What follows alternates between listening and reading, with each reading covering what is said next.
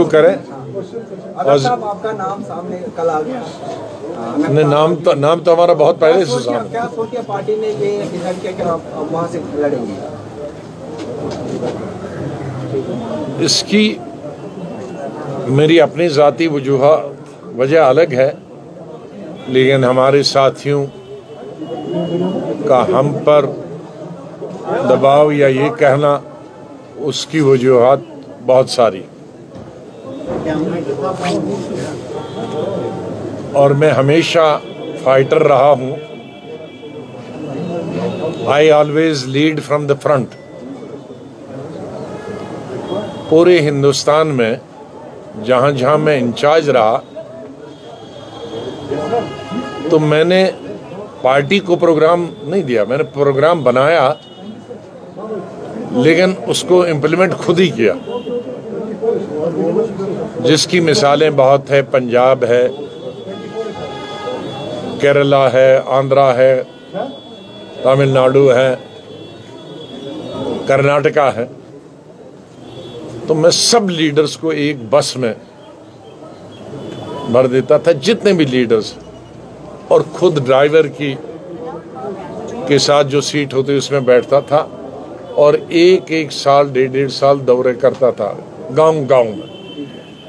तो मैं इस बात के लिए मशहूर हूं कि मैं किसी को आगे नहीं फंसाता हूं, खुद लीड लेता हूं। नताइज कुछ भी हूं, नताइज अवाम के हाथ में होते हैं, अल्लाह के हाथ में होते हैं।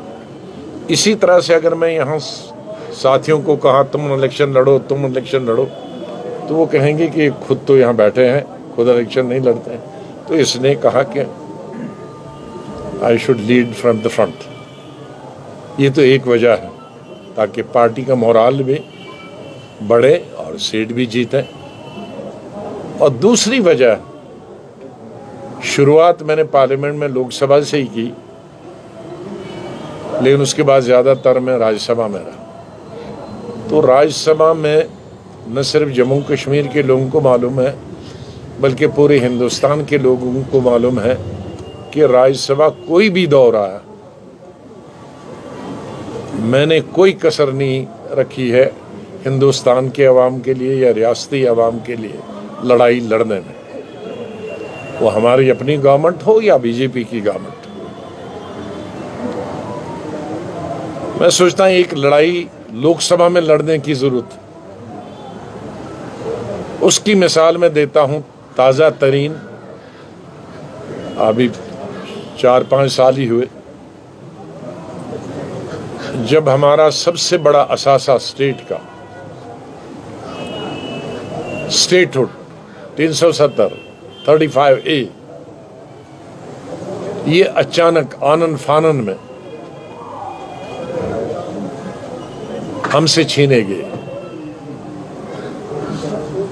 और ये ऐसा है जैसे कोई बिजली गिरती है अचानक बरसात में, उस तरह से ये बिजली, सियासी बिजली गिरी। उस मायूसी के आलम में मैंने वो बिल भी नहीं पढ़ा था, और मैं 4 घंटे नीचे जमीन पे बैठा।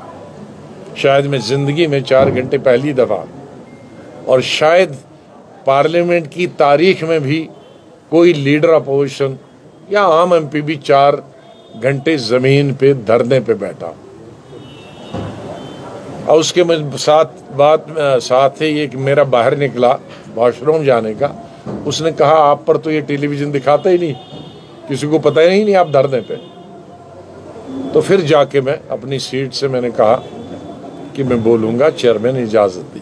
वो आप तकरीरें रियासत के सब लोगों ने सुनी, और उसके बाद लोगों ने एक ही तकरीर सुनी है। तकरीबन मैंने 6-7 तकरीरें, क्योंकि वो कानून बाद में एक एक करते आए, वो तो इंट्रोडक्शन करते कि बिल जब पास हुआ तो मैंने बहुत सारी तकरीरें की। और फारूक साहब ने मेरी एक तकरीर का भी एक पब्लिक मीटिंग में जिक्र भी किया था, तो किस तरह से मैंने दूसरी स्टेटों के मुकाबले में कहा कि हमने कितनी तरक्की की है 370 में ही। ये कहना गलत होगा कि हमने तरक्की नहीं की। तो मैं सोचता हूं कि अभी ये लड़ाई अभी लॉजिकल कंक्लूजन पे नहीं पहुंची। उस लड़ाई का ये फायदा हुआ कि वज़ीर आज़म ने और होम मिनिस्टर ने हमारी वो रिक्वेस्ट मंजूर की कि स्टेटहुड देंगे, जो कि पहले उड़ा ली थी। उस लड़ाई जो जद्दोजहद हमने 1 महीना की, स्टेटहुड माना।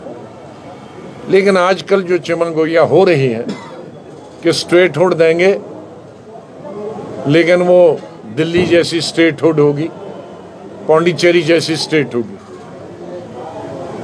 मतलब लॉ एंड ऑर्डर भी गवर्नमेंट ऑफ इंडिया के पास होगा, गवर्नर भी होगा, लेफ्टिनेंट गवर्नर भी होगा, चीफ मिनिस्टर भी होगा, और हर फाइल, हर कैबिनेट का फैसला लेफ्टिनेंट गवर्नर के पास। तो वो हमें मंजूर नहीं, गुलाम नबी आज़ाद को मंजूर नहीं, और शायद जम्मू कश्मीर का हिंदू, मुसलमान, कश्मीरी, पहाड़ी, गोजरी किसी को भी वो मंजूर नहीं। हम वही रियासत चाहते हैं जो ज़मानों से चलती आ रही है।